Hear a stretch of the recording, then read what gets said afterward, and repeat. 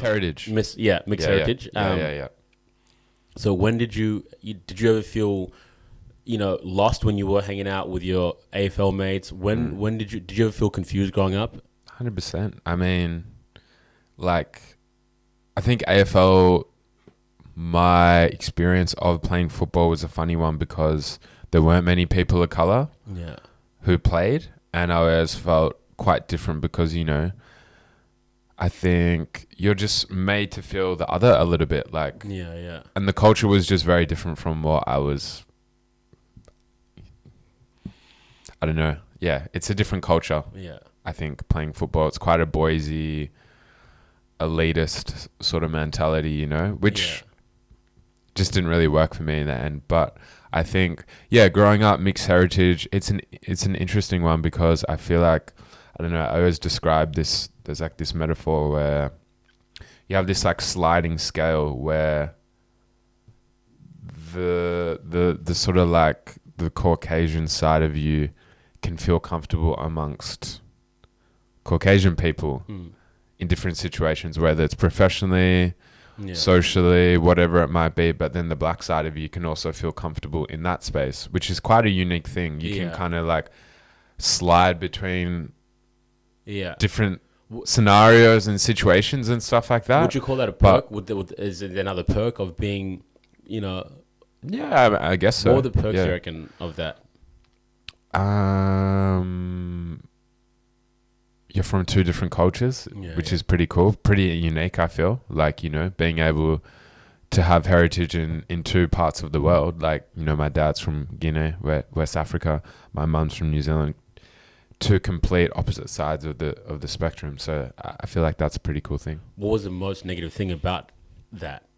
I just think going back to the idea of community, I don't really feel like I had a community that I felt totally comfortable or that understood me at the time. Yeah, right. And that's why I really like things like Black Christmas, or why my intention to create Trib Q, a space and a community around me where we could exchange ideas or music or whatever it might be, and it feels more connected, it feels more true to like what I'm about, and I think going back to feeling a bit confused, not really knowing where you fit in, talking about that sliding scale again, it's like sometimes you feel comfortable in certain situations, other times you don't. Other times there's like, I'm sure you would know and would have experienced, you feel like you have to explain yourself in a lot of different situations, and when you're with particular people who haven't experienced that before, they don't really understand you. And when you're made to explain yourself in a particular way all the time, it gets quite tiring. Yeah. And now that you're getting older, do you now have conversations with your mum in a way where, like, how was it for her, to raise, a black child? Yeah, my phone. It's going off. I gotta turn this thing on silent. Get it done. Sorry about that. That's all right.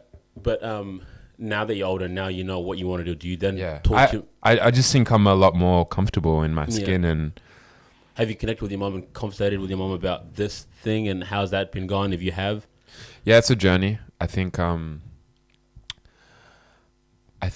she has always been a really incredible, loving person in my life who's just like done the most for me at all times.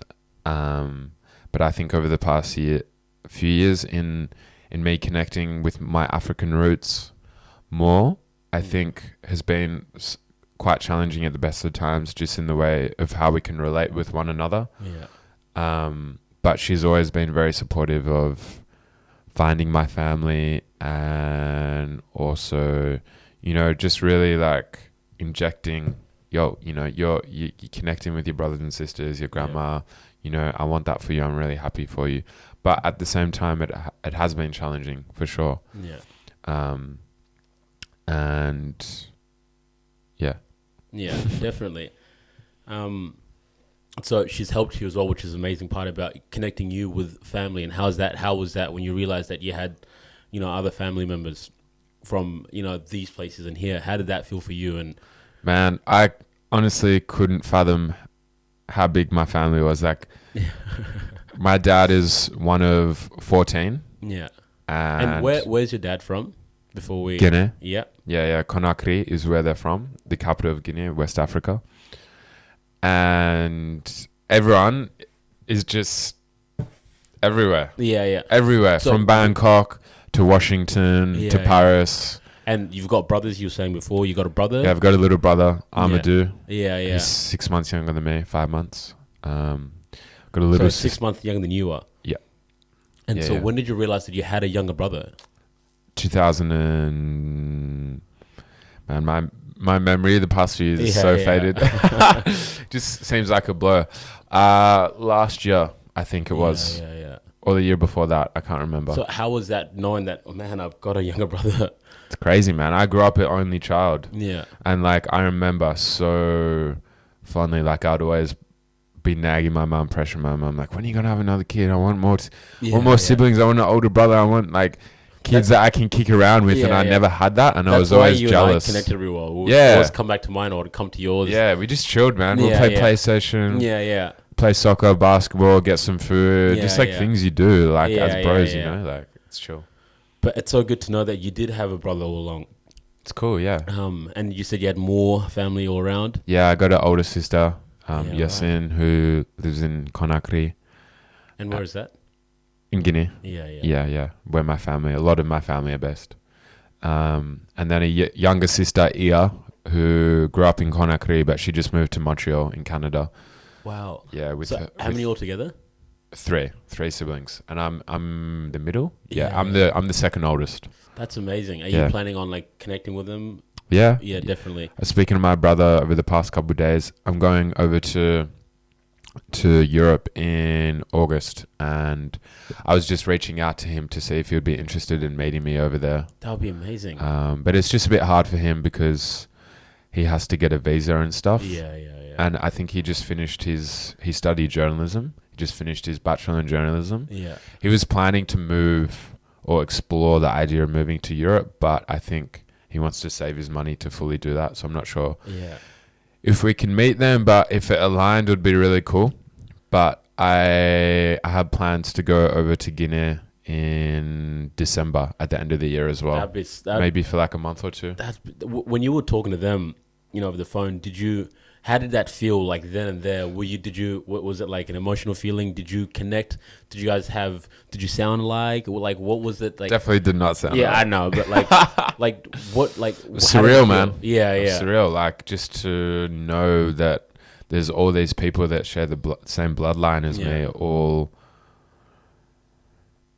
across the world, all knew about me and stuff, and we lost. We lost connection. We lost connection with that. We didn't have the connect or the ways to find each other for a very long time, and it was crazy that, like, Facebook was the thing that inhibited me to the family and connected us all. Yeah. So that was mad. Shout out to Facebook. Yeah, that's amazing. It's so cool that you're going.